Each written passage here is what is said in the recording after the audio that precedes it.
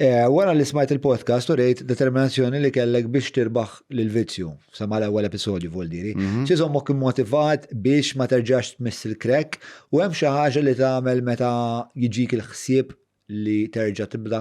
Mela, tnuħu pjaċir li qal il-ġik il-ħsieb. Mela jiena l-volja għamilt il-programm.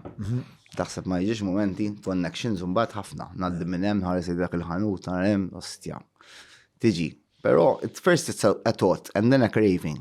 Yeah. So it's up to you either to leave it to a thought and remove it back or let it go to a craving u toqgħod tinnamra mal-feeling.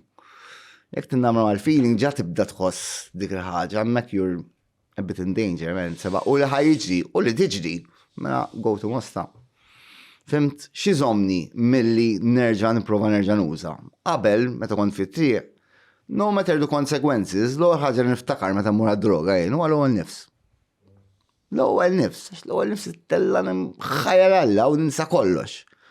Però issa nixi naqlibha. L-ewwel ħaġa li tiġini il-konsekwenzi. Mbagħad l-ewwel nifs.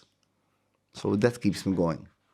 Kif irnexxielek tbiddel dik is-sekwenza ta' ħsibijiet? Through the program.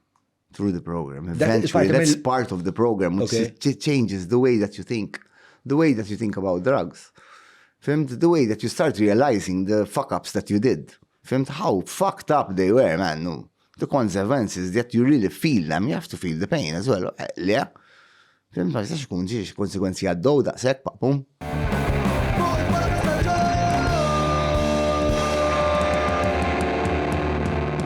Mela tlaqna.